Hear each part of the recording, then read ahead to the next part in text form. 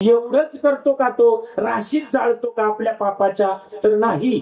देव इच्छी रज. तुम्ही जर या पद्धतीनं वागत आला ना, तो तुमच्या पायाच्या मातीची अपेक्षा करतो. याच्यापेक्षा खालचं उदाहरण माझ्याकडे नाही. तुमच्या पायाची म्हणजे चरणाच्या मातीची अपेक्षा तो मालक करतो. देव इच्छी रज, चरण इच्छी माती, आणि ती मातीचीच अपेक्षा नाही करत. तर धावत चालत नाही बरं का, चालत नाही, धावत चालती मागे मागे. तो विटेवरचा मालक त्या भक्ताच्या पाठीमाग धावत धावत चालतो. देव इच्छी रज, चरण इच्छी माती, धावत चालती मागे मागे. नुसतं एवढंच नाही करत, तर तो काय करतो? तुम्ही जर त्याचं चिंतन केलं. राम म्हणता रामची होईजे, पदी बैसोनी पदवी घ्यायचे. काय त्या उरले वेगळे अनेक, वैकुंठ नायक जयाखंठी. तो तुम्हाला आम्हाला असं करतो की त्याच्यात आणि तुमच्यात काहीच बदल ठेवत नाही. म्हणून काय त्या उरले वेगळे अनेक, वैकुंठ नायक जयाखंठी.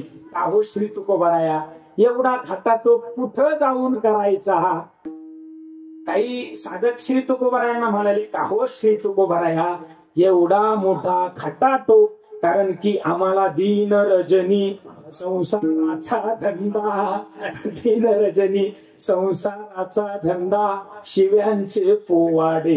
हे माथ्यातलं नाही बरं का, मी माझ्या माथ्यातलं सांगतो, तुम्ही काही मनाला लावून घेऊ नका. दीन रजनी आम्हाला कशाचा? संसाराचा धंदा आहे.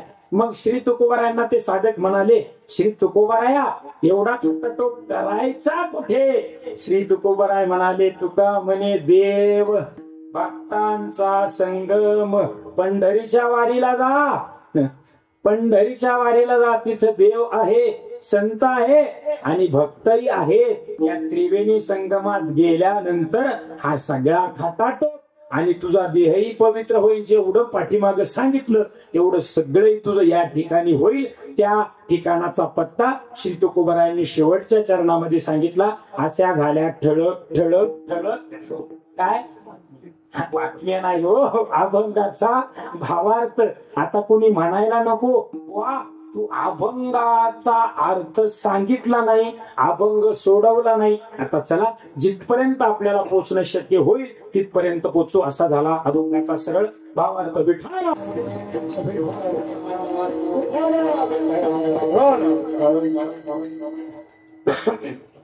तुम्ही टायमिंग पण चांगला निवडला, 6:30 ते 8:30. अत्यंत उत्कृष्ट. कारण की सगळी सूर्यफुलं अशी टवटवीत असतात. सगळी सूर्यफुलं कशी अशी टवटवीत असतात.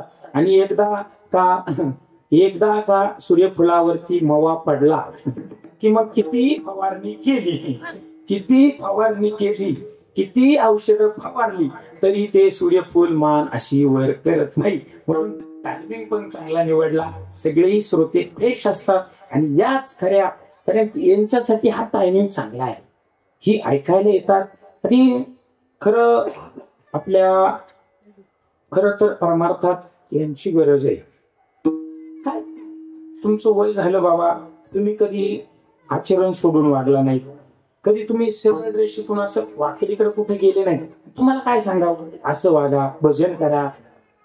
आता तुमचा जन्म भजनात गेला, त्यांना गरज आहे. म्हणून तरुणही त्या माध्यमातून चांगले उपस्थित येतात. म्हणून सगळ्यांचं कौतुक करावं तेवढं खरं आहे. माझी एक शंका आहे, मी एक विचारू का प्रश्न महाराज? म्हणजे मी काही एवढा अधिकारी नाही, पण विचारतो बा. काय झालं खाडे महाराज? मी असंच एकाला म्हटलं, मी काय ठरवून आलो नाही, मी काय ठरवून आलो नाही. एक जण उठला आणि म्हणाला, बुवा पाकिट तर नेणार आहे ना आमच्याकडून शेवटी, त्याच्यामुळे मी काही म्हणतच नाही. फक्त विचारू का, विनंती करतो तुम्हाला एक विचारू का, सप्ताह केव्हापासून चालू झाला? बोला बोला, माझा प्रश्न आहे. बोला बोला, उत्तर द्या. मला बोलल्यावर राग येत नाही. हो बोला. हा तुमचा नाही हो, या पृथ्वी तलावरती सप्ताह केव्हापासून चालू झाला? मी तुमच्यापेक्षा ज्ञानी नाही कोणापेक्षा, पण माहिती असलं तर बोलत चला. मला बोलल्यावर राग येत नाही. मला सांगायला बोलवले ना, सांगून जातो. आणि मग अभंगातला येतो. अर्जुनाचा मुलगा अभिमन्यू. काही काही म्हणतात ना, सत्य बंद पडतील. सत्य बंद नाही पडणार महाराज.